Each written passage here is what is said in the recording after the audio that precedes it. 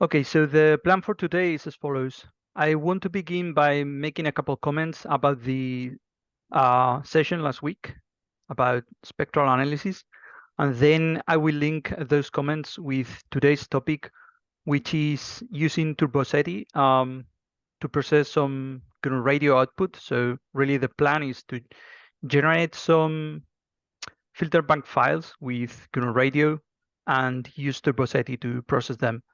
I guess you have already seen turboSETI. It is an application which can be used to detect technosignatures, more specifically radio frequency narrowband signals, which have some Doppler drift, which is which is caused by um, dynamics, so the Earth rotation or the rotation of the transmitter. So the transmitter could be in orbit around the star, around the planet, or on the surface of a planet. So that will cause a Doppler drift on the signal. And that's one way to distinguish a signal which can be of extraterrestrial origin versus a signal with no Doppler drift, which is quite likely to be human-made and quite near to the telescope. So basically radio frequency interference. That's the plan. So we will see how to get files from GNU radio into turboSETI, and also how to generate drifting signals in GNU radio, because so far we only have seen how to generate signals of a constant frequency. So without any further ado, I have the spectral analysis here. This is last week's flow graph. And one thing I want to mention, which will become important, is how the FFT size is related with our ability to detect the signal. So here I have the tone CN0 set to 60 dBs hertz. That means the tone is 60 dBs more powerful, or 1 million times more powerful than the noise in a bandwidth of 1 hertz. But if I make it 20 dB hertz, for example, then the tone is basically gone. Let me see if 25 we can see something. Yes, so 25 more or less is the minimum we can detect with these processing parameters. And this has to do with the FFT size and with the integration time we have here. What happens with the FFT size? We saw this last week, the frequency bin we have on the FFT. So if I set markers here, the frequency width of each of these FFT bins or frequency buckets is approximately 200 hertz, because that's the full bandwidth or the sample rate, which is 1 megahertz, divided by the FFT size, which is, what did I say? 4096 points, I guess. Yeah, it's 4096 here and 4096 there as well. So if I have about 200 hertz in each of these FFT bins, that means that the noise power in one of these FFT bins is 200 times more than the noise power in 1 hertz.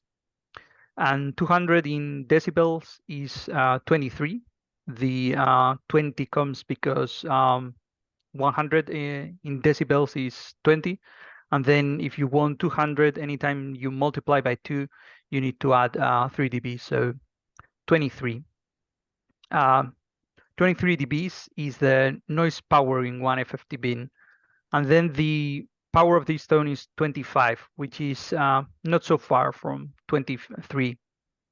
So what this means is that our ability to detect the tone is basically related to the FFT bandwidth. In this case, if I make this 23 or smaller than 23, so here the tone has the same power as the noise in the FFT bin, and then I start to reduce it, and the tone has slightly less power, and now it's more difficult to see that it's present.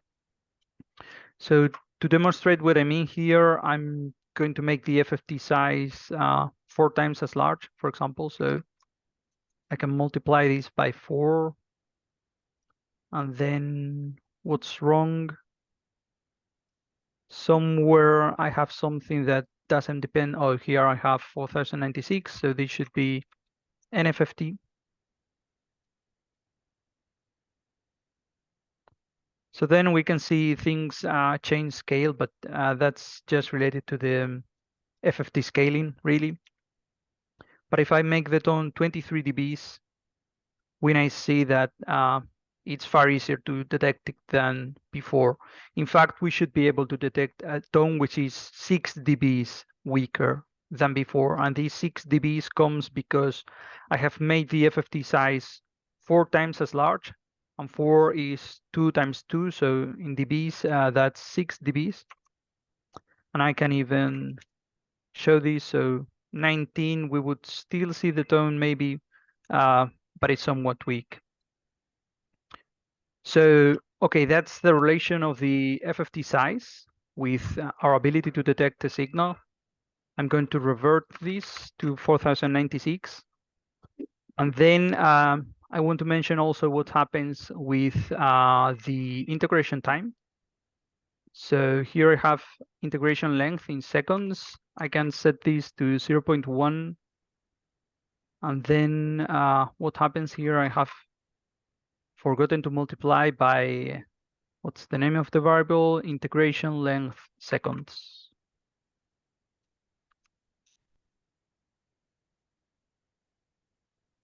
So again, there is a change of scale. We can see that the plot is updating more frequently than before, so 10 times per second. And what happens is that the noise floor is more noisy. It's more random because we are doing less averages, so it jumps up and down more. And if I set the tone to 23 or even 25, before 25 was something we could detect easily. Then it's no longer possible to see the tone at 25 dBs because the noise is jumping up and down so much that basically we mistake some of the peaks of the noise by the peak of the tone. And the tone should be at 200 kilohertz, I guess, but it's quite difficult to tell that it's there. If, on the contrary, I make these 10 seconds, then we need to wait for 10 seconds.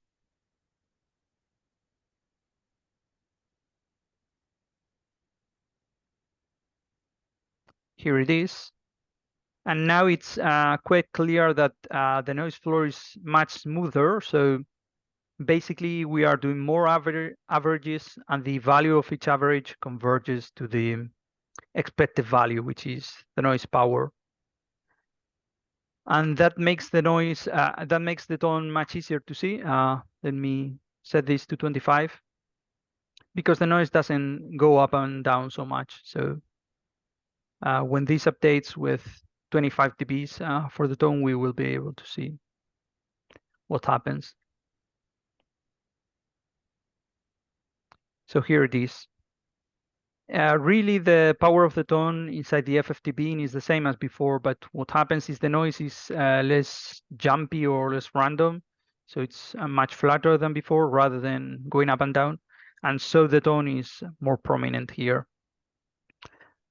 So basically, to detect weak signals, we have two things we can use. One is making the FFT narrower, or the FFT bin narrower, which amounts to making the FFT size larger.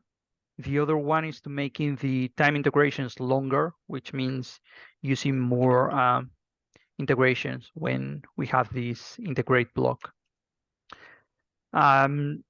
There's a drawback to increasing the integration time, which is that the signal to noise ratio we get only grows as the square root of the integration time, or the square root of the number of integrations. So to get an improvement of a factor of 2, we need to increase the time by a factor of 4. With the FFT size, to get an improvement by a factor of 2, we just need to make the FFT size twice as large. But with the integration time, is factor 4. So quickly it becomes quite long, the integration time we need to obtain more and more SNR, and there is a practical limit there. There is also a practical limit in the FFT size because signals in the real world are never going to be 0 hertz in bandwidth. They are never going to be at the precise, constant, perfect frequency. Their frequency will change slightly because of all sorts of physics. Even the receiver we are using has a crystal to generate the frequency reference, and that's not going to be completely accurate. It can be very accurate, but there is some small frequency drift or frequency noise. So that's one of the 2 points I wanted to mention. The other point is about the FFT window. So to show that, let me set this to 1 second so that it updates faster. And in here, I'm going to start with a rectangular window because that's the easier window. That's just all ones, as we can see here. So it's basically the same as using no window.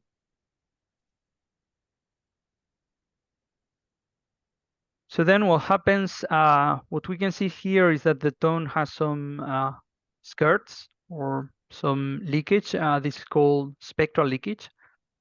What's happening is that the power of the tone is spreading over a large set of FFT beams. So let me demonstrate this by putting markers.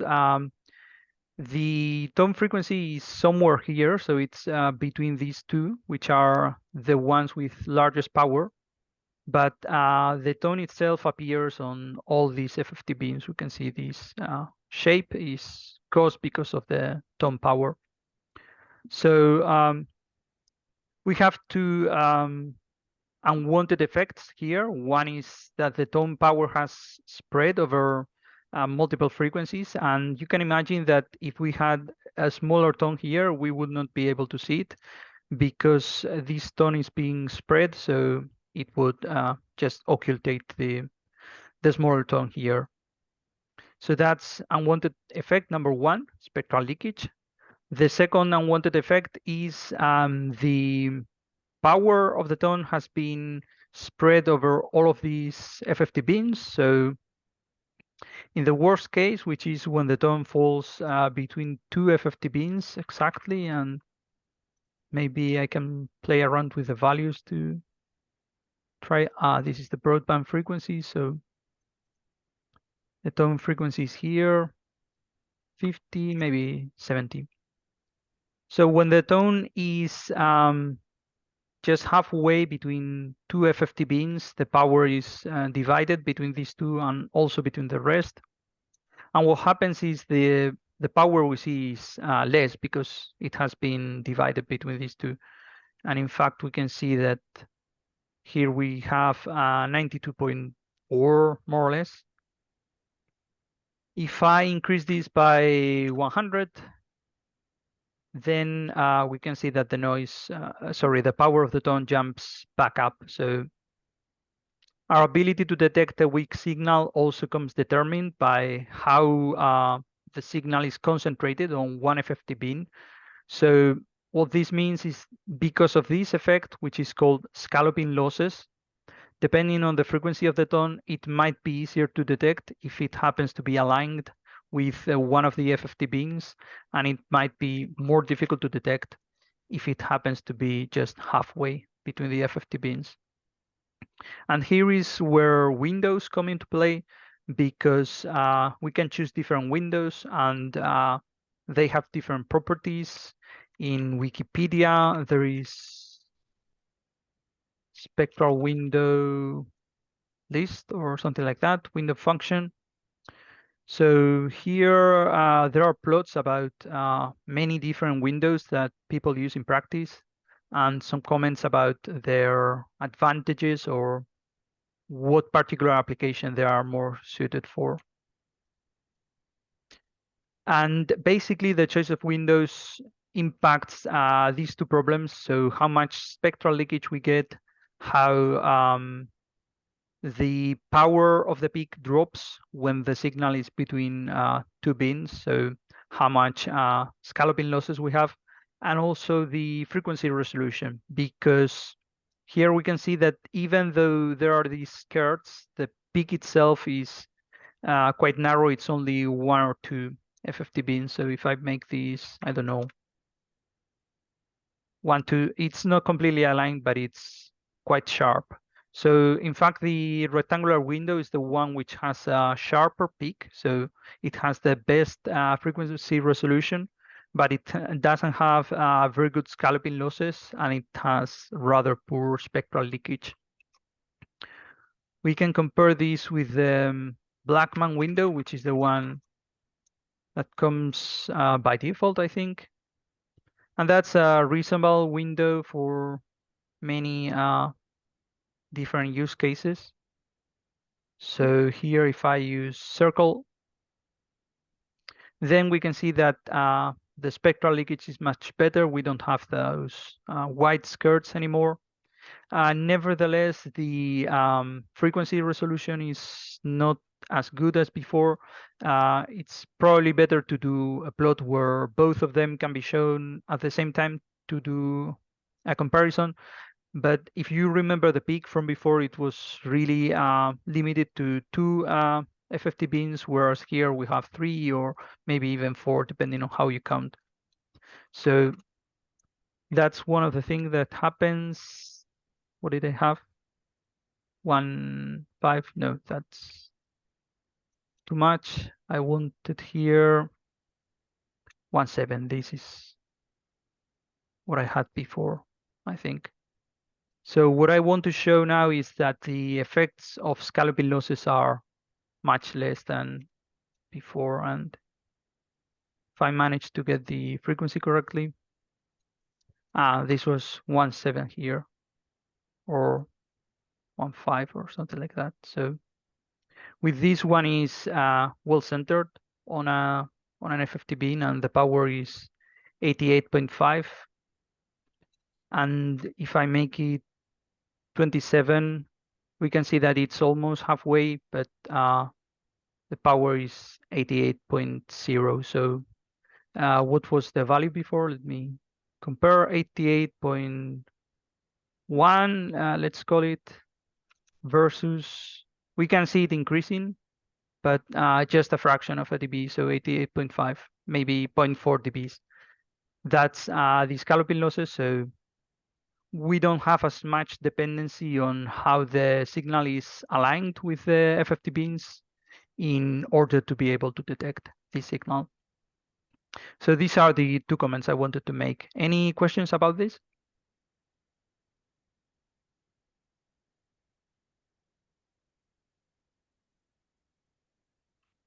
Okay, let's move on to turboSETI. I have the folder here, turboSETI, and I'm going to open this Filterbank simulation right ahead in GNU Radio Companion. So turboSETI Filterbank simulation.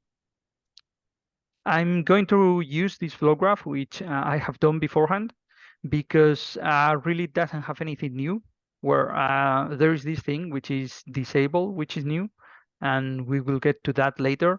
But the things which are enabled are nothing new. Basically, it's all of these we have seen in spectral analysis. So recap, there is the noise source, there is the signal source, which is generating a signal of a constant frequency, 500 kilohertz. In this case, the sample rate is this 2.9 whatever. I will explain in a moment why I have chosen this weird number. Then we add the noise source and the signal source. I have this head block, and remember that head only lets the first whatever a number of samples is in here, so 800 million. And this is used to limit the length of the simulation. So it's used to limit the size of the file we produce. The calculation here of the number of items is the sample rate multiplied by 300. And this 300 is 5 minutes. So 5 minutes is a reasonable duration for a SETI scan. And that's the reason I have chosen here 300 seconds. Then we have an FFT. The FFT size is around 1 million points. I will explain why this number in a second. And to use the FFT, we need stream to vector FFT. Here we have no window, so we put an empty list. That really means we have a rectangular window, but GNU Radio is smart enough not to multiply by the ones in the window because they are ones, and multiplying by 1 doesn't change anything. Then we have complex to magnitude squared. We have integrate, 51 integrations. I will also explain why I have chosen that value. The vector length, still 1 million points. And then we have this file sync. We have already seen the file sync in one of the flow graphs. The thing that the file sync does is to write to whatever file we set here, and there is a file browser to select the name and the path of the file. And if we are using vectors, we need to set the vector length here, and we'll have the output contiguously in a way that it can be read with Python, for example, with mp.fromFile if you are using NumPy. And we will see a script that reads this file. So why these processing parameters? I'm actually using parameters from Greenbank telescope. So when Greenbank telescope does SETI observations, it does so in a very specific configuration and in a very specific format. This is described in this paper. And if we go to the paper, there is a table here with the channelization information. And what happens here basically is the telescope is processing a very large frequency range, several hundred megahertz. That frequency range is split into frequency windows of 187.5 megahertz, and each of the servers at Greenbank telescope will process one of those 187.5 megahertz frequency windows. And then each of the frequency windows is divided into 64, I guess, coarse frequency channels. That's how they are called. And the sample rate for one of these coarse frequency channels, that's somewhere else in the paper, but I don't want to miss the page with this table because we will use it immediately. So the sample rate 187.5 divided by 64, that's where this weird 2.9 number comes. And this is in another page in the paper. And if we look closer at this table, there is revision 2. And it says for the high spectral resolution, somewhere here it explains that high spectral resolution is used for SETI, and the other kinds of data files are used for pulsar, for example. So here the FFT length is about 1 million, and this number is actually 2 to the power 20, I think. So let me check. FFT size, where do I have it? So 2 to the power 20. FFTs can be computed more efficiently when they are powers of 2. That's the best choice. And if for some reason you cannot choose something that is a power of 2, if you have something which is a power of 2 multiplied by a power of 3, and maybe a power of 5, that works more or less well. If you have some other kinds of numbers with more prime factors, then it's not so efficient to compute FFTs. So that's the reason they have chosen a power of 2. And then why this particular power of 2, so 2 to the power 20, rather than 2 to the power 10 or 4096 or whatever? It's because of the frequency resolution that they want to achieve, which for SETI search is usually a few hertz, and we will see why is that during today. So if we have 2.9 megasamples per second, and we want a few hertz, we need an FFT size which is more or less 1 million. And the closest power of 2 to 1 million is this number. The other powers 2 logically are either twice as large or twice as small. So that's where the FFT length comes from. And then the integration 51 is here. So that's what I have in the flow graph. Number of integrations, 51. And then this sets the time resolution. So the time resolution is the duration of one of the integrations, which can be computed as the sample rate, 2.9 million, divided by the FFT length, multiplied by the integration. So 51 million, more or less. And this 2.9, the other way. So it's a number of integrations multiplied by FFT length divided by the sample rate. So 51 times a million divided by 2.9 million, it gives about 18.25 seconds. And we can check those values in GNU Radio because, for example, the hertz per bin, which is the frequency resolution, is the sample rate divided by the FFT size. So 2.79, whatever, the same value as in the paper. And then the number of integrations determines the seconds per integration or the time resolution, however you want to call it. And this is the formula I was mentioning. So number of FFT points, 1 million, times the number of integrations, 51, divided by sample rate. It gives 18 seconds. Any question about this setup? It's basically the same as spectral analysis, but set up with the same parameters as GreenBank does. And here I'm only simulating one of the coarse channels.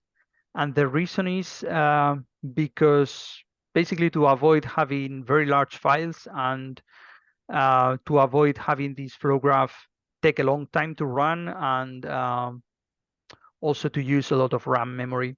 So you can imagine that when GreenBank processes 187.5 megahertz, they do so in a very large server machine. Here I want to make a simple simulation, so that's the reason I'm only simulating one of the coarse channels. I have one question about Fourier transforms and how they're applied to this data that I just never really made sense to me. Is that if you take like one block of 1 million in length, and then you compress that, you do the Fourier transform on that, and then you take the next consecutive block. That gets, I mean, it gets you really coarse time resolution, but why could you not just take the first block and then shift by one index and then take a mostly overlapping block and then do that again and get really good time resolution as well? Is that just a data volume thing, or is there a reason why you have to take consecutive blocks that don't overlap for a Fourier transform in a large data set? That's a very good question. So there is a reason, which is data volume, as you said. So ideally, people would like to make this number 51 as larger as possible, because originally the data you have coming from the telescope is a very large data volume, and when you take the FFT, the data volume doesn't change, because as you said, if 1 million points go into an FFT block, 1 million points come out the FFT block. So the number of points is the same. Only when you do this integration step is when the data rate or data volume is reduced. And in this case, it's reduced by a factor of 51. So it's a trade-off between data volume reduction and how much time resolution you really need for your application. So that's one reason. The other reason is that although it's done in practice, so this is called overlapping FFTs.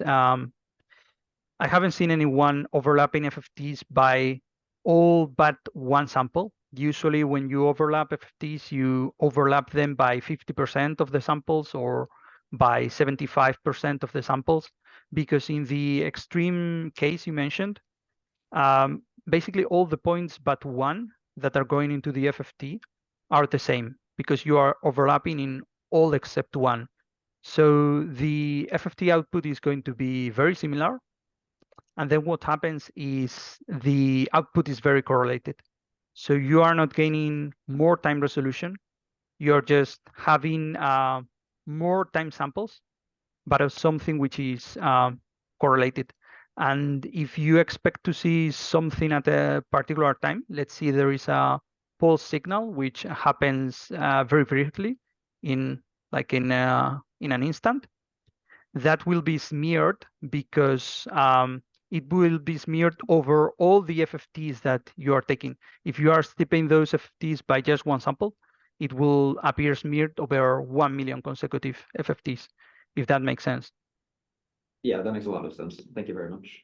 Yeah, and ultimately, this is quite important. There is a relation between frequency resolution and time resolution. So if we make the FFT larger, we get more frequency resolution, but we pay with having less frequency resolution. And this is basically Heisenberg's uncertainty theorem for the FFT. Thank you. Any other question? I just had a comment to follow up on that, which is, this averaging of 51, we are going to try and do less averaging going forward with GBT. I mean, in part, this was set by kind of the limitations of the data volume when we started the project at GBT in 2016. So with additional computing and additional storage, we should be able to do less averaging, and it does impact the science. I mean, there's a paper by Jean-Luc Margot where he talks about the impact that this averaging has. Carmen's looked into it a little bit as well, but it impacts our ability to detect particularly signals that are drifting rapidly in frequency. Yeah, good comment. In fact, we will see an example today of why, specifically what you mentioned, that for reasonable drift rates, this value of 51 is already too large. So let's go ahead. I'm going to run the flow graph, and before I do that, I think this is the first flow graph I have which has no GUI. So I have set this flow graph to no GUI. By default, you have Qt GUI here. And then in the run options, there is run to completion or prompt for exit. I think prompt for exit is the default, but for some flow graph which runs for a certain amount of time, and here the time is limited by this head block, it's better to use run to completion. So when we run this flow graph, depending on how we have configured GNU companion, either a terminal window will pop up here, or we just get the terminal there, so to speak, because if any of the blocks are printing messages, they will appear either here or in the terminal. And you can see that the flow graph is running. Here I have some CPU monitor, so there is something at 100%. And it is done. So done. Let's see what this has produced. So I have here spectrum output .f32. This .f32 extension can be anything you want, but I usually set it to remember myself the data type, and usually I use the same data types that's in NumPy. So F32 is the same as float32. Now we want to use turboSETI. We also want to use watutil.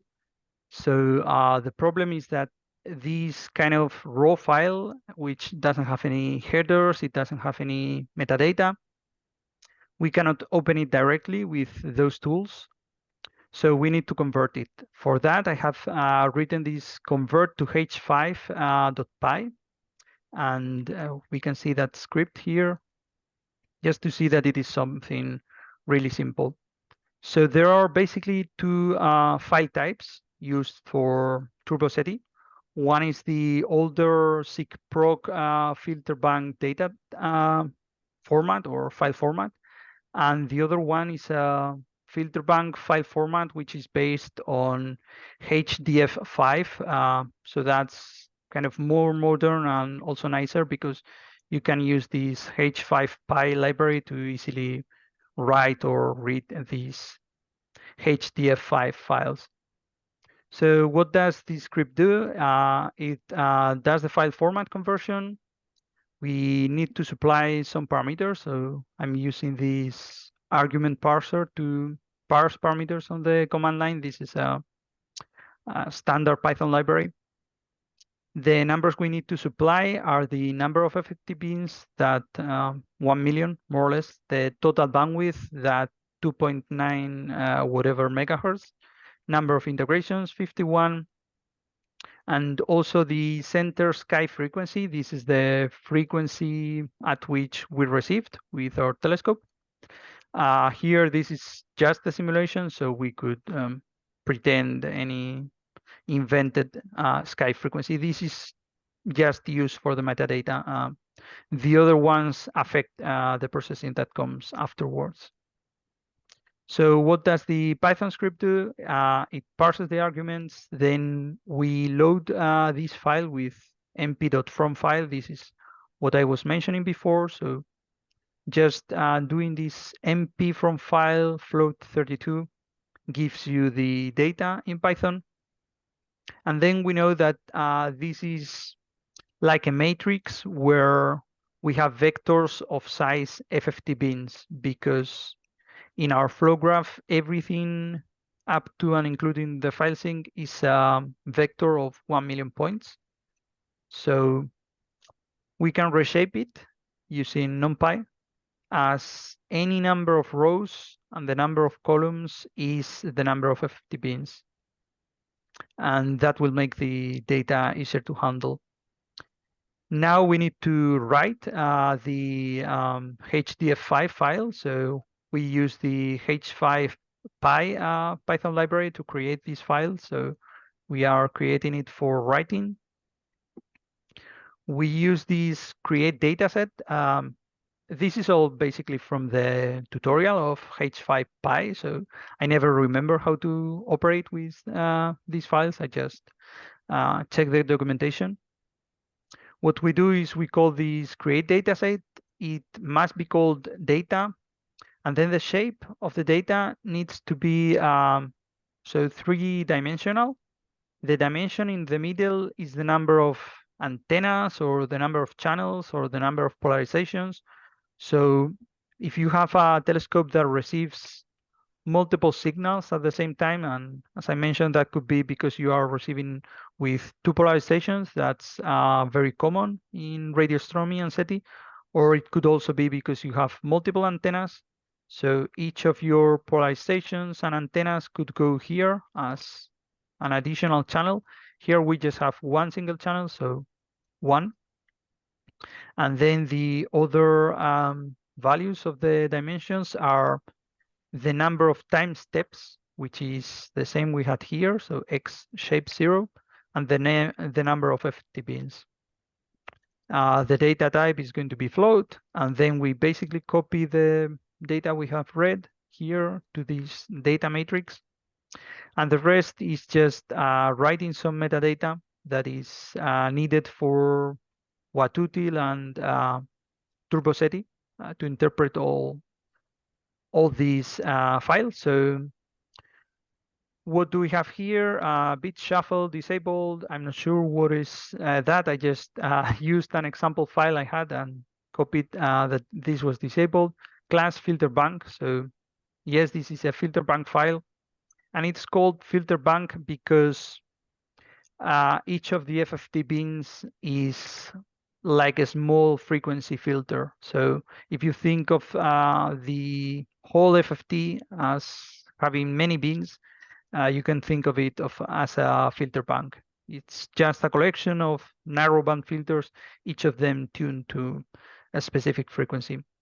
And in one of these filter bank files, you could have all the narrow frequency channels for a coarse frequency channel, or you could have multiple coarse frequency channels, one next to each other.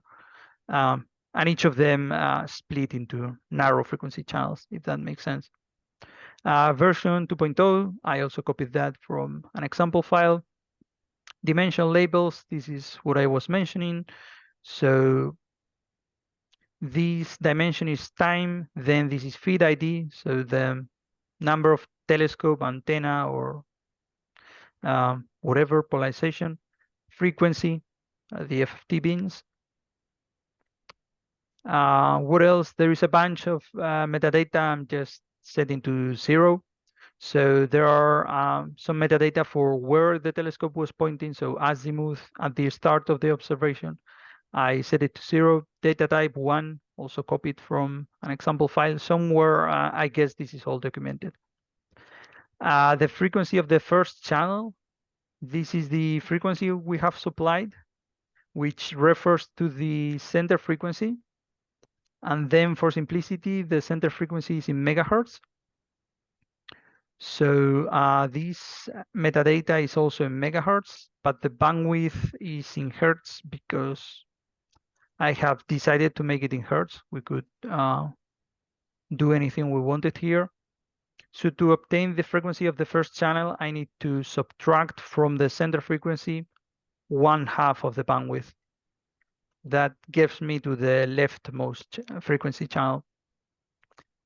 There's this f off, which is the bandwidth of one of the channels of the FFT bins. And this is the bandwidth divided by the number of FFT bins. Then I-beam, not sure what that is, also copied it from an example, machine ID.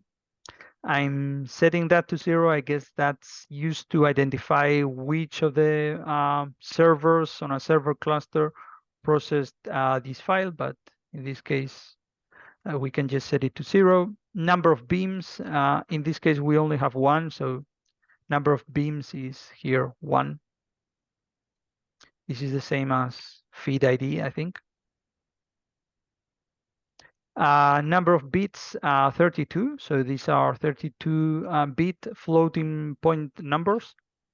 Then the number of channels is the number of FFT bins. And then this is the number of fine channels per coarse channel. This is what this MFPC stands for. And since here I only have one single coarse channel, then the number of fine channels per coarse channel is the same as the number of channels. But we could have processed multiple coarse frequency channels. Really, each of them are processed independently. So if I go to my flow graph and make a few copies of these and write to separate files, I can pretend that I have multiple coarse channels. That's really one way to simulate it. Number of IFs, I guess that's related to number of beams, but we can also set it as 1. Raw data file, so this is usually set to the raw data file that was recorded during the observation. Here we don't have anything because it comes from running a GNU radio flow graph. Source name, so when we are observing an astronomical source, let's say some quasar or some star, for SETI search is probably going to be nearby star, let's say Vega. So here we will have Vega or the catalog number for Vega. Then more coordinates of the source, and for some reason I have this twice. Yeah, this is just my mistake. So what else? Telescope ID. For each of the telescopes that regularly do SETI observations, there is a numeric ID and the utilities know about it. The 0 actually stands for simulated data or fake data. So we will see that when we run Watutil. So this is the best value to choose for this.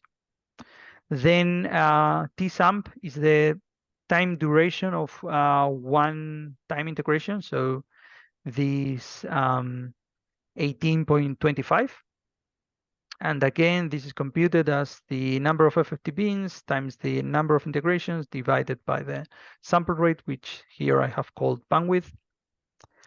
And finally, we have the time at which the observation began.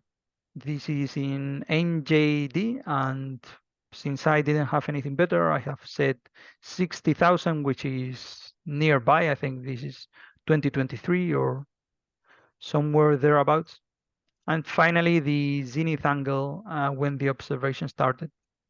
And this is all we have. So as you can see, it's just a matter of filling in the appropriate metadata, and we can run the script and convert the file format. So convert to H5.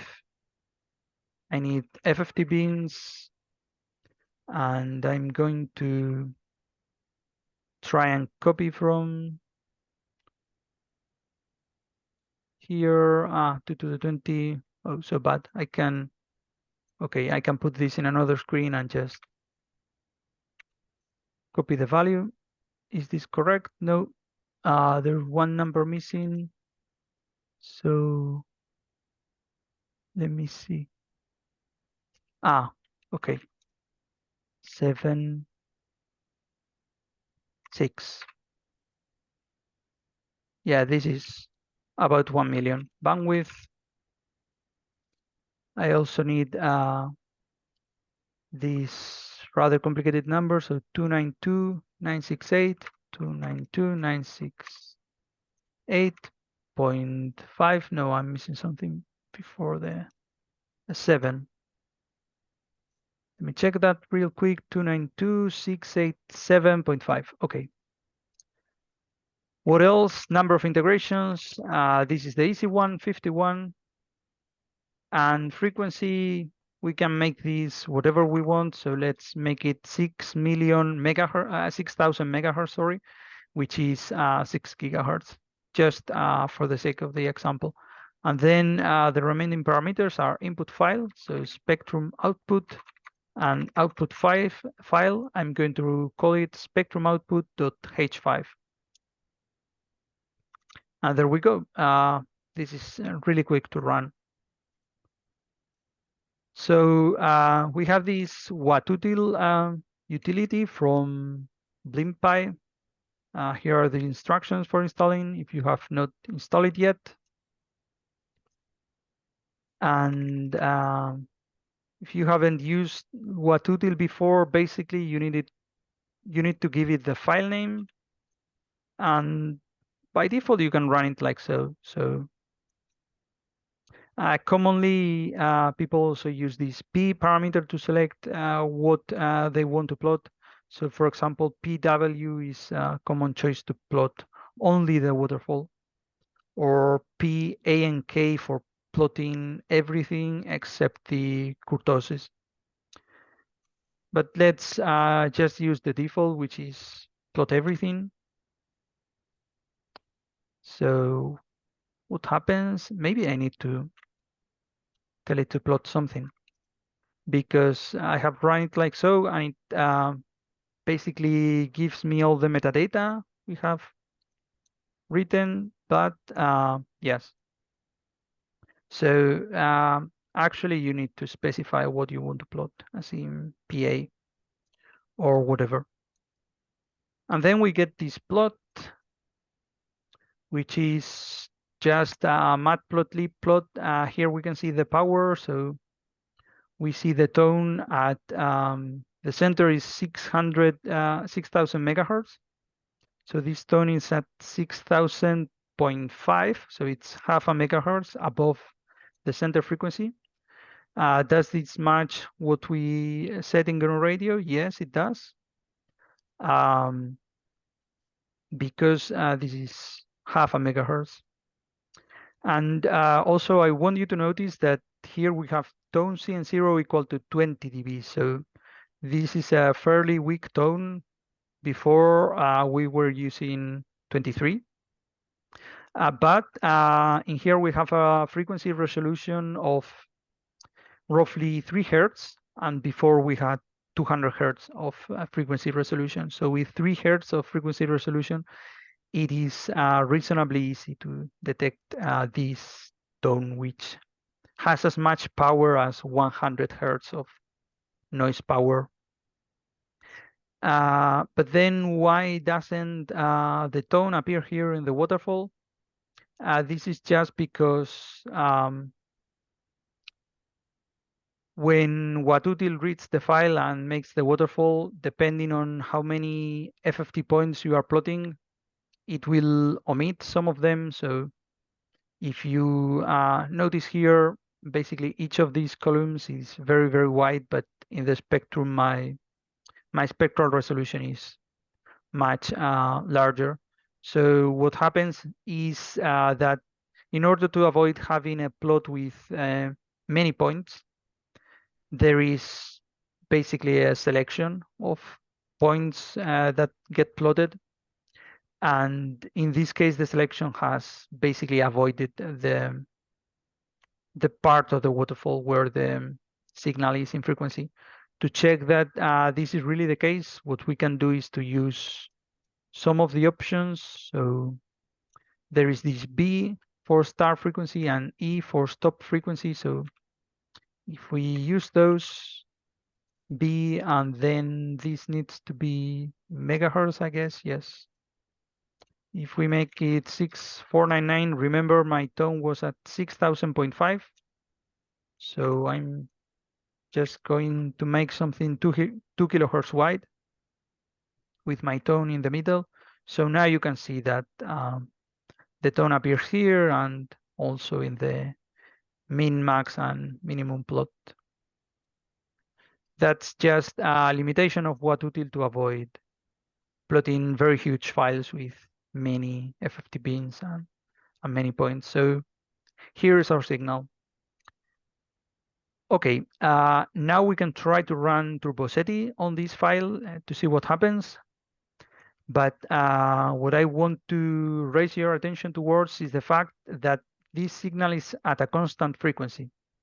Not surprisingly, because GNU radio signal source frequency, it's a constant value. And what happens when you are doing a SETI search is that you often have many signals which are RFI, signals of radio frequency interference, human-made artificial signals. And most of those have a constant frequency because whatever is generating them has a frequency which is more or less constant. If we have a signal which comes from outside the Earth, and it could be a satellite, so which is also a form of RFI, or it could be a real extraterrestrial technosignature, then that signal will have Doppler drift. It has Doppler because there is some relative motion between the transmitter and receiver, and it has Doppler drift because the relative motion is changing over time. So due to the rotation of the Earth and to the movement of the transmitter, the Doppler frequency will not be constant in time, and that makes the signal not be a straight line on the waterfall, but rather something which is slanted or has some curvature like this. So when we are running turboSETI will try to filter out these signals that are at a constant frequency. And it searches over a range of drift frequencies, but it avoids 0 hertz per second drift. So in principle, we would expect turboSETI not to detect this signal. And now let's see what happens. So there's turboSETI. I already have it installed. And if you see the help, basically you can take as default all the parameters. This is what I was mentioning. There is a minimum drift, which by default is a very small fraction of a hertz. And there is a maximum drift, which by default is 10 hertz per second. And there are also some other flags, such as the SNR to detect and so on. So the most simple thing we can do is to run turboSETI without any parameters and indicate in our H5 file. We run it, and this doesn't take so long to run. So we get some information about the parameters it's using for the search. These are the default values. And now it has finished. And it says there is a top hit found with an SNR of 650, and the drift rate is 0.01 hertz per second. and the index is whatever. We can get more information about this top hit found in the DAT file, which is generated by turboSETI. So if I cut that file, this is a table which has the hit number, the drift rate, SNR, so this is what we saw before, uncorrected frequency, 6,000 almost 0.5, corrected frequency index, and the frequency at the start and at the end. Since this is supposed to be a signal which is drifting about 0.01 hertz per second, during 5 minutes it will have drifted whatever this number says. So this is the reason there is frequency start and frequency end, and some other values. So what's happening here is that the tone we have is strong enough that turboSETI detects it at a drift rate which is wrong, because the actual drift rate for that tone is 0, and turboSETI doesn't search a drift rate of 0. So when you interpret these results by turboSETI, you need to be careful, because there is always some margin for error, because the drift estimation is never going to be completely accurate, etc., etc. And this is one of the strong points, I think, of using GNU Radio to generate these kind of inputs for turboSETI. If you are using turboSETI for something and you want to see how it will react to some conditions. So, for example, what happens if there is a signal of no drift rate as here of this SNR? Will it detect it? Will it not detect it? Then you can generate it with GNU Radio quite easily and see what happens. If you have some more realistic techno signatures with some drift rate, but you want to see what happens if they are very weak, or you want to see what happens if there is interference, you can also generate those files in GNU Radio. Any questions at this point? Just a comment on this, which is, it's my understanding that the behavior in turboSETI with regards to zero drift hits has changed. So if you're running a sort of much older version of turboSETI, then it won't necessarily give you the same results.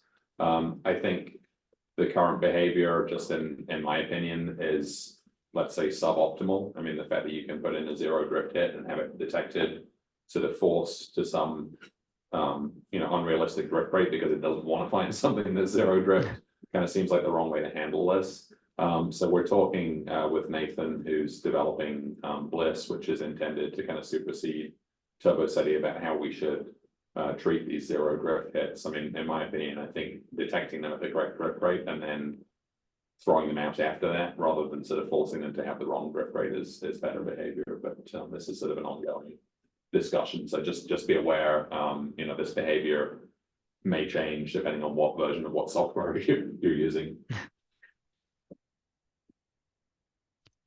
Yeah, good point. In this case, I installed the Python package, so the one which is on PyPy, basically this. But there might be something which has been committed here, but not packaged. And of course, there are other tools which will improve on turboSETI. Any other questions? Continue. So what I'm going to do now is to basically do from scratch this Doppler drift simulation flow graph.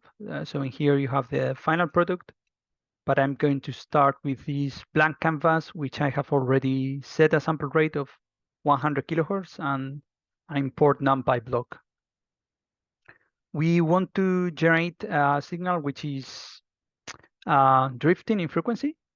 And that means that the frequency is changing over time in a way that depends linearly in time. So you might write an equation for the frequency of the signal is equal to some constant A multiplied by the time plus some constant B. So the first thing we need to do to generate such kind of signal in GNU Radio is to see how to generate that A times T plus B kind of function, something which is a linear slope. And we have seen the signal source many times, but so far we have been using it to generate cosine waveforms, but it also has other kinds of waveforms. And one of them is the sawtooth waveform. And that is particularly useful for our purpose. And I'm going to explain why just by plotting how this function looks like. So I'm going to put a time sink here. And maybe I want a throttle as well, because I want to have this run at real time. So throttle block limits the rate at which samples flow through it. And then this is how it looks like. If I put markers, we can see each of the samples. So this is a 1 kilohertz sawtooth wave. The period is 1 millisecond, as we would expect from 1 kilohertz. And then it goes from 0 to 1 in a linear way. And when it gets to 1, it snaps back to 0. So that's what is called a sawtooth wave. The idea is to use this signal source with this sawtooth wave to generate the function that controls the frequency versus time of the Doppler drifting signal. We do not want to snap back to 0. We just want to have this constantly growing over time. But what we can do is to adjust the period or the frequency of this sawtooth wave so that the snapping back to 0 happens very, very late. In fact, at a time later than the end of our simulation. And then effectively, it will look like it is something that starts at 0 and keeps growing over time. So if I just zoom to this part of the waveform, then we are not aware that somewhere here there is a sudden jump to 0. So that's what we want to do. And also we want to move not from 0 to 1, but to move from 0 to whatever frequency at the rate defined by our Doppler drift rate given in hertz per second. So the way to set up the frequency, amplitude, and initial phase of the block to achieve that is somewhat tricky. But once you have it ready, you can copy it everywhere you need it. And it's also interesting to see how to set it up. So let's do that. Let's first do something about the frequency. So what I'm going to do about the frequency is, rather than working with the frequency, I'm going to work with the period. So I'm going to do drift duration, and this is going to be 1000 seconds. And this 1000 seconds is longer than the 300 seconds that I'm generating in the file. So if the sawtooth wave keeps growing for 1000 seconds and then it goes back to 0, I will never see it going back to 0. Here I could set any value larger than 300, just doing 1000 for simplicity. You shouldn't set it very, very large, because then some of the numbers here become very low, and you might have problems because this uses single precision floating point numbers, and it's not able to work with very, very small numbers. So drift duration, that means that each period of my drift is going to last 1000 seconds. The frequency should be 1 divided over drift duration, because the frequency is the inverse of the period. So in this case, 0.001. And then the amplitude is 1 by default, so that determines how large it gets. So before we have seen that the sawtooth wave was growing from 0 to 1. Now we want to make it grow from 0 to some particular amplitude. And the question is, what is that amplitude? And that depends on the drift rate. So I'm going to set a variable for the drift rate. And this is going to be in hertz per second. We can even add some comments here. So this is in seconds. This is in hertz per second. I'm making it 10 hertz per second because that's the maximum drift rate that turboSETI searches by default, although I will get back to why this value later on. So 10 hertz per second. And then my output of the signal source is going to be in hertz because I want to. We are free to choose whatever we like. We could say this output is in kilohertz or this output is in whatever units we want, since we are controlling everything in the flow graph. But if this is going to be in hertz, then the amplitude must be the frequency in hertz that we have after 1000 seconds, because that's the period or the drift duration, if we have a drift rate of 10 hertz per second. And that's 10 hertz per second multiplied by 1000 seconds. So that's drift rate multiplied by drift duration. Okay. So hopefully with these parameters, I will have something that goes from 0 to 10,000. And it takes 1000 seconds to get there. And that's my drifting signal. And let's see if that is true or not. I need to use the autoscale here, or what's happening? Not getting any output. Maybe I have stopped. Yeah. So let me set this to autoscale by default and play this again. So I have something which is increasing, and this is 5,000. So here there is something wrong. It shouldn't have started at 5,000. It should have started at 0. But nevertheless, it's growing at a rate of 10 hertz per second. So that's correct. And we could wait for 1000 seconds to see that it reaches 10,000 and then it goes back to 0, but I'm not going to do that. So you can believe me on that. But the only problem is, why is this starting at 5,000? And the number 5,000 is no coincidence, is because the amplitude is 10,000. So half of the amplitude is 5,000.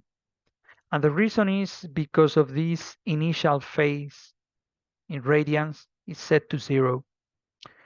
Because of how GNU radio internally generates the sawtooth wave, a phase of 0 radians corresponds to a point which is halfway between the offset and the amplitude, or actually amplitude divided by 2 plus the offset. The offset is always added to the signal.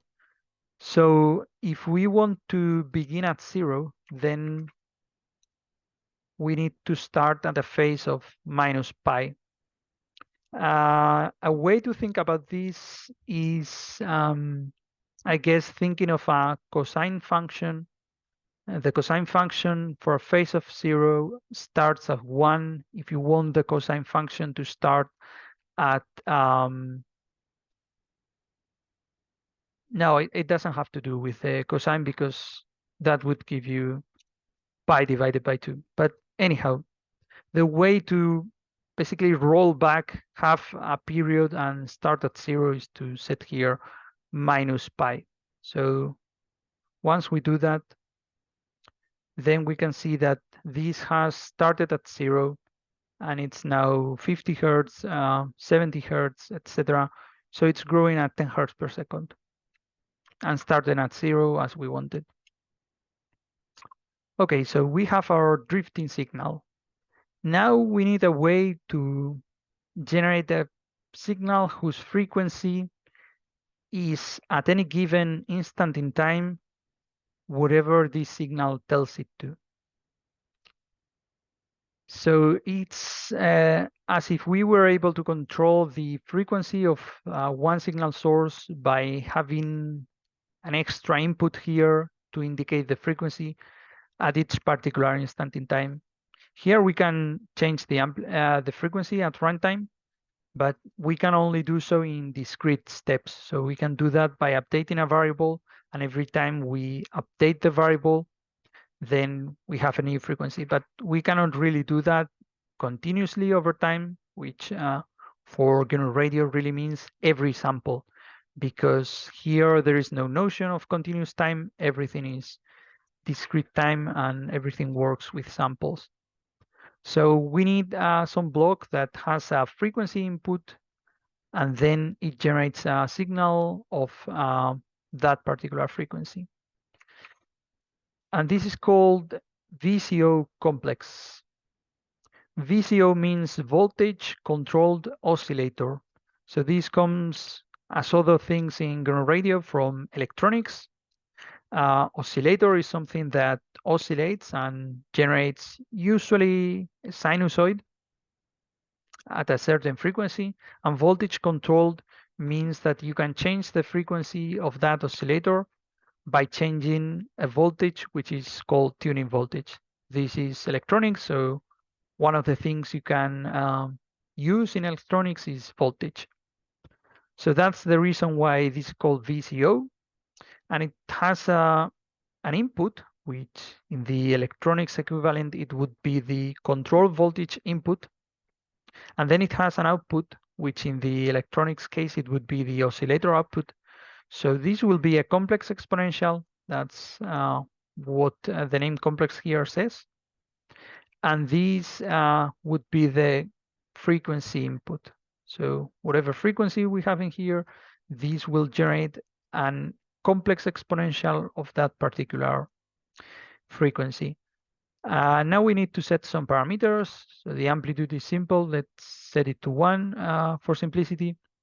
The sample rate is given by the variable sample rate, but we also have this sensitivity parameter, which is a real number. And since we know nothing about sensitivity, let's go to the documentation. So it says sensitivity units are radians per second per input unit. What does this formula mean? So input unit is whatever units we have here in the input. And as I was saying before, since we are making the flow graph, we can make this signal source mean anything we want. We can make it so that the output here is in hertz, or we could make kilohertz or anything we wanted. In this case, I have adjusted everything so that the output is in hertz. So 1 input unit is the same as 1 hertz. Then when this is input unit, in our case, this means 1 hertz. And then radians per second is radians per second. So units, what we need to compute is how many radians per second is equivalent to 1 hertz. And this is easy because 1 hertz is 1 cycle per second, and 1 cycle is 2 pi radians, because that's how many radians you have in the circumference. So 2 pi radians per second per 1 hertz is the sensitivity, 2 pi. And then let's put a time sink here and see what this does. So we can see that there is some oscillation on the time sink. At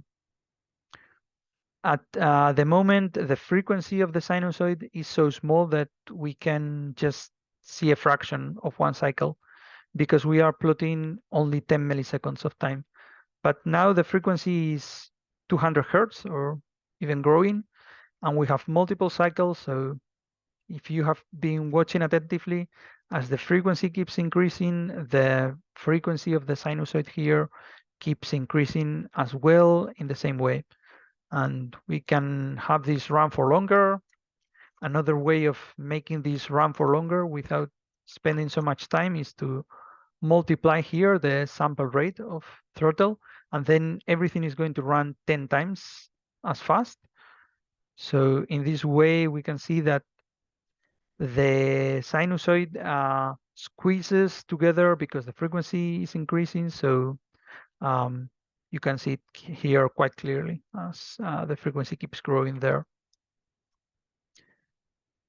So this is the way to generate a Doppler drifting signal in GNU radio. This is a signal which is a pure sinusoid, but the frequency of the sinusoid is determined by this sawtooth wave, and it changes linearly over time. Questions?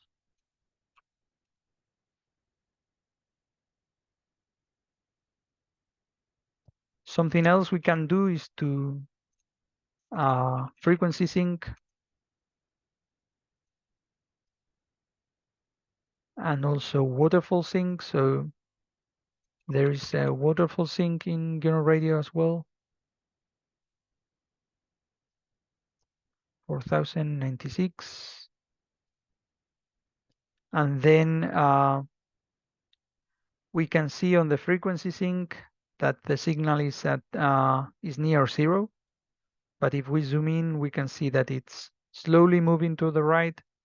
And in the waterfall sync, we can see the same. Let me zoom in. So the signal is drifting. And if I make this 10 times faster and maybe disable these two, we can see more easily that the frequency of the signal is growing linearly over time. It is quite clear on this waterfall plot.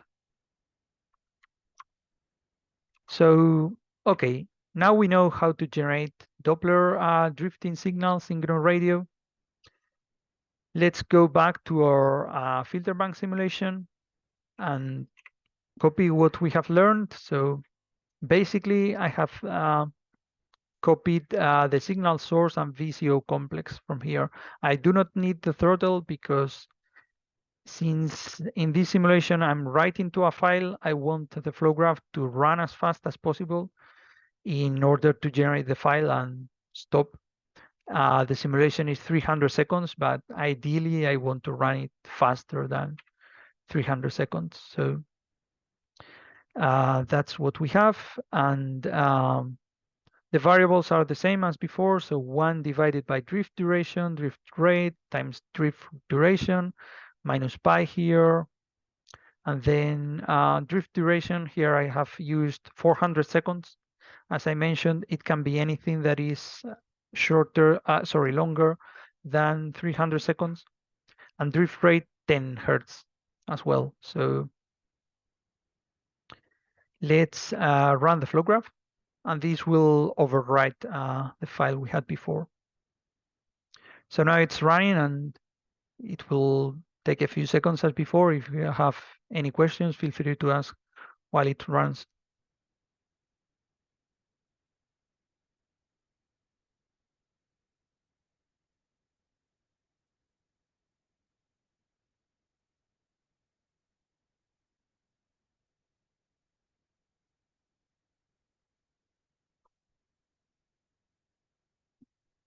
Okay, this is done. So what we need to do is to remember to convert the file, because if not, we will be looking at the old version of this file. And all the parameters are the same as before because we have only changed the type of signal we are generating within GNU radio. So we can run this, and then before doing anything, let's run watutil. So we can see something on the waterfall. We can try to zoom in, and then we can more or less see our drifting signal. As before, we have the same problem where Watutil is only plotting some of the FFT beans from the file. So basically we see it jumping like so. And the thing we have in the spectrum is accurate. So if we run the numbers in 300 seconds at a rate of 10 hertz per second, it should take 3 kilohertz. And then this is 3 kilohertz. Basically, this should be, doesn't reach 3 kilohertz. Maybe it's because I have, yeah. So the problem is if I really want to see 3 kilohertz, I need to zoom in on this plot or be very careful not to select a shorter time duration here. So the signal goes from 0, or rather 6 gigahertz plus 0 up to 6 gigahertz plus, doesn't seem to be 300 kilohertz. I don't know why it's not plotting all of what it should or whatever.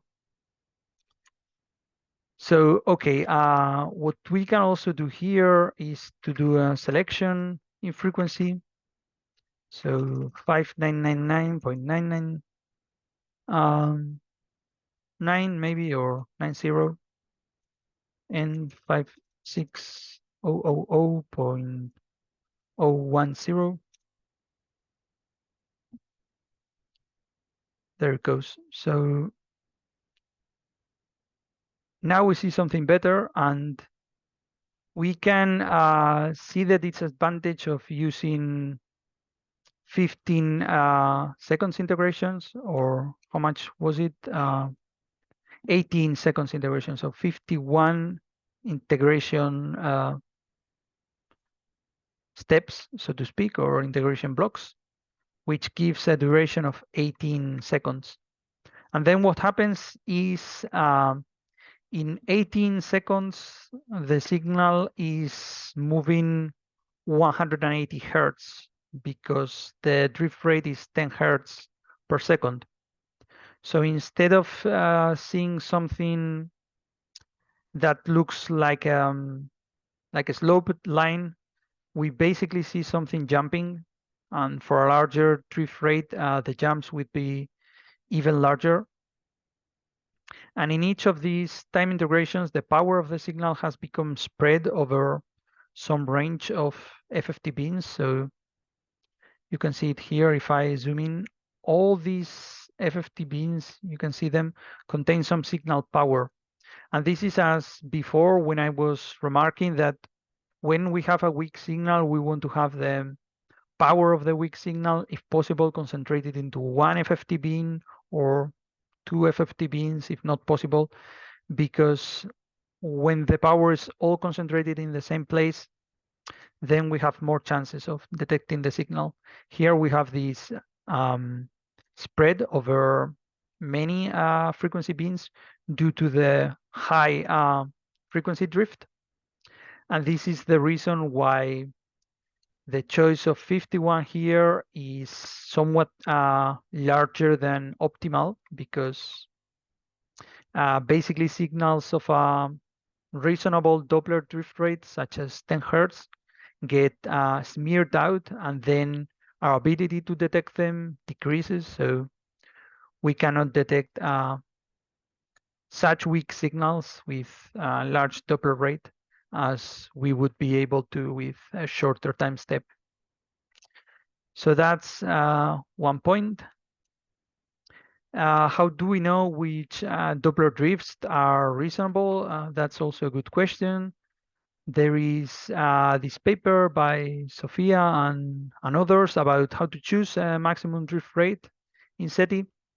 And this is quite interesting. They basically do a classification of where this Doppler drift could come from. So whether the transmitter could be orbiting a planet or orbiting a star, and what could be the characteristics of that planet and of the orbit. And they reach some reasonable assumptions about basically how fast this transmitter can be spinning around whatever object is rotating. And then the Doppler drift rate depends on frequency, because Doppler depends on frequency. If you go to higher frequencies, Doppler is higher, because basically Doppler, you take velocity in meters per second and you divide that by the wavelength to obtain hertz per second. And then if your wavelength is very small, because the frequency is very high, you obtain a high drift rate. So here, as an example, it is given for 1 gigahertz, and they say that a maximum of 200 hertz per second would be reasonable, and it covers most of the astronomical objects that can be reasonably orbited by a transmitter. So that's the point. Here we are using something much smaller than 200 hertz per second. So we are using only 10 hertz per second, which is a magnitude less. Okay, we have this. Let's try to run turboSETI again on this new file.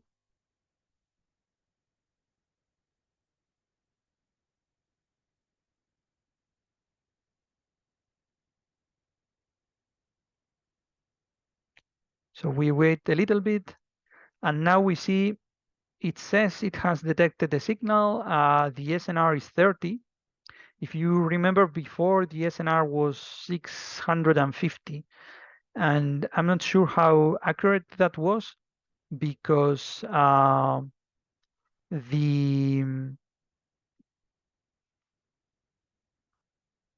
signal was detected for a drift rate which is wrong. It had a 0 drift rate, and before it was detected for at 0.01. But anyhow, the SNR is now much smaller, so it's 30. And the reason why we lose SNR is basically this Doppler smearing, because of the large time integration steps. We have this Doppler smearing. Let's check the spectrum output data to see the frequency of the signal. So uncorrected frequency 6000, etc. Frequency start, this one. So this more or less matches the frequency we have. Again, the frequency start, I'm not sure how it's calculated. Somehow it seems to be 5 kilohertz off or 5.5 kilohertz off. But the approximate frequency is good enough so that we can run Watutil and see the signal on the waterfall, and then we can make a more precise measurement and see that it starts at 6,000 megahertz and it finishes somewhere here. So this is turboSETI running on a drifting signal. Any questions?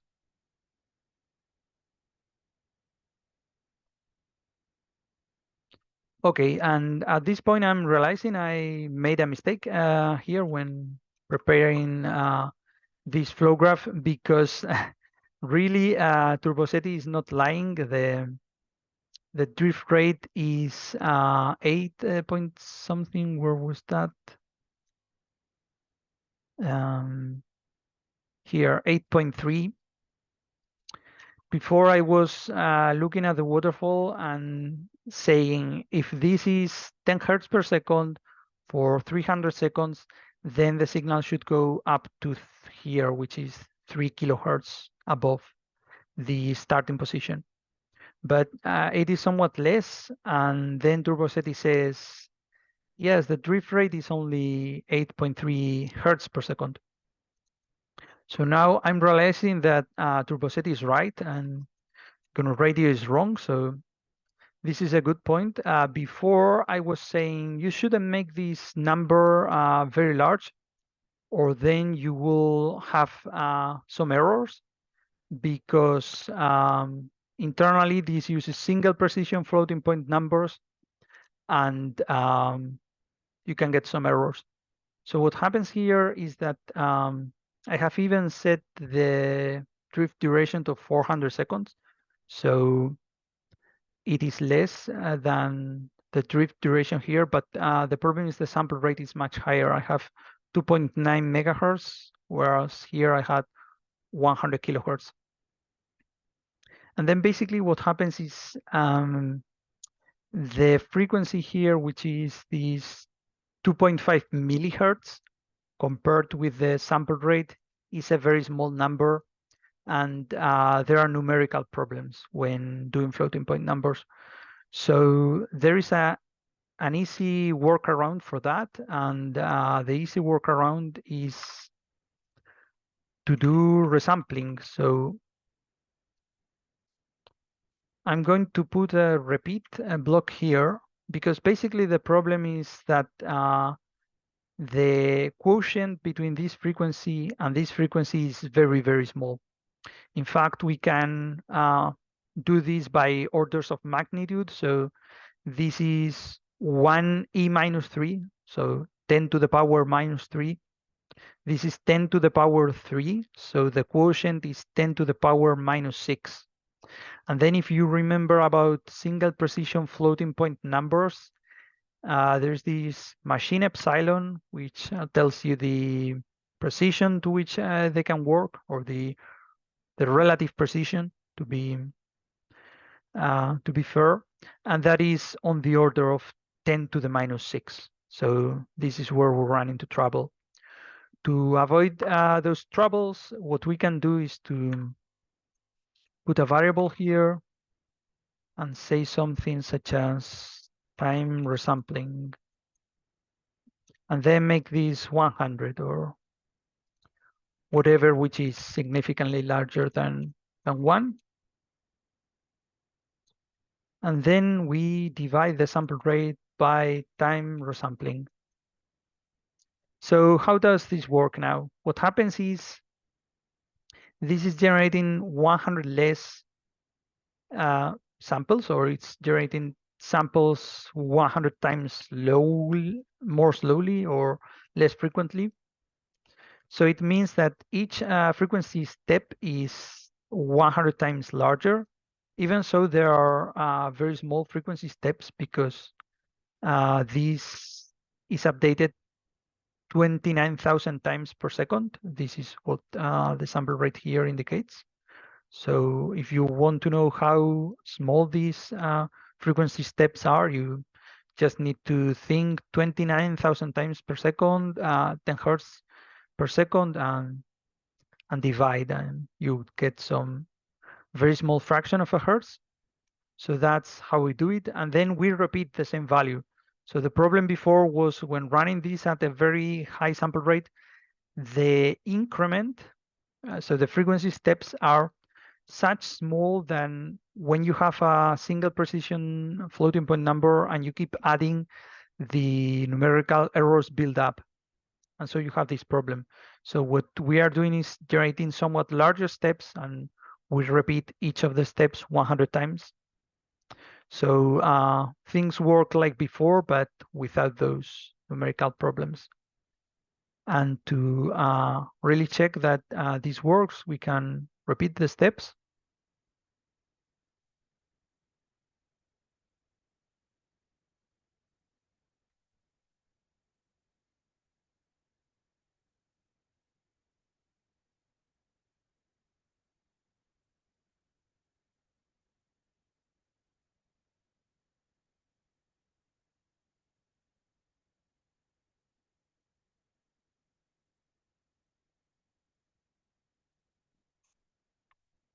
And there we go. And now we have here, we convert the file. We run watutil as before.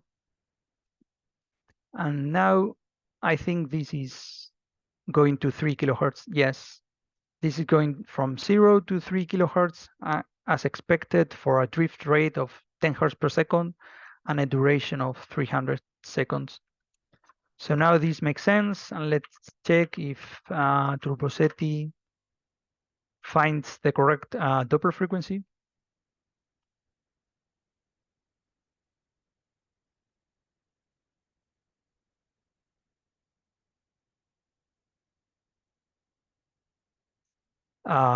Okay, 9.48. This is also important. So there is some drift rate resolution because depending on how long your observation is, you will be able to resolve finer Doppler drift rates or coarser Doppler drift rates.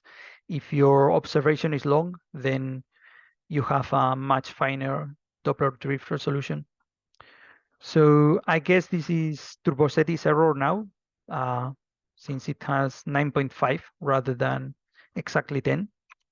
We can also cut the spectrum output in that file and see the same 9.5 because the signal looked fine in Watutil. Maybe something else we can do before stopping for today is to run a small drift rate such as, I don't know, 0.2, for example. And then we will see that turboSETI detects that with a much larger SNR because we don't have that smearing. So let's do that as a final example. But the nice thing about this is that now you have all the power of GNU Radio at your disposal when testing what turboSETI or Bliss or any other detection pipeline does. So for example, here we had also this wideband signal that we made with the polyphase arbitrary resampler. What happens if we have that signal here? Does that confuse turboSETI or it doesn't? What happens if we have multiple of these? You can test all those things.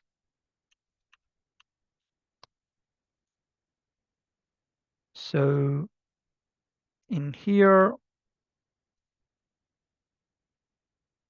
this is how a signal with a small drift rate looks like. So you can really see the FFT beams here. There are these two. So the signal is concentrated just in a few FFT beams, and every 15 seconds, 15 times 0.2 is 3 hertz. So every, but it was 18 seconds. So anyhow, it steps about 3 or 4 hertz every time integration. So it basically jumps about 1 FFT beam or 1.5 FFT beams, and then you can see this shape on the waterfall.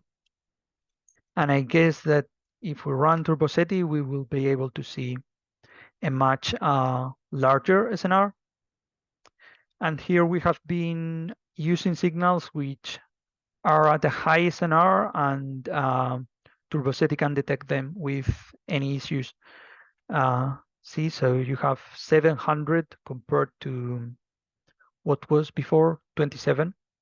So that's a huge difference. And now the drift rate is quite precise. I guess also the drift rate estimation, the error is not linear with the drift rate. So when you have a high drift rate, then you might have a larger error on the drift rate estimate, if that makes sense. So yeah, what I was saying is that something else that you can experiment is what happens if we make this tone CN0 smaller. At some point, turboSETI will stop being able to detect the signal with 10 hertz per second drift rate, but still will be able to detect this 0.2 hertz per second signal. So that's all I had for today. Any questions?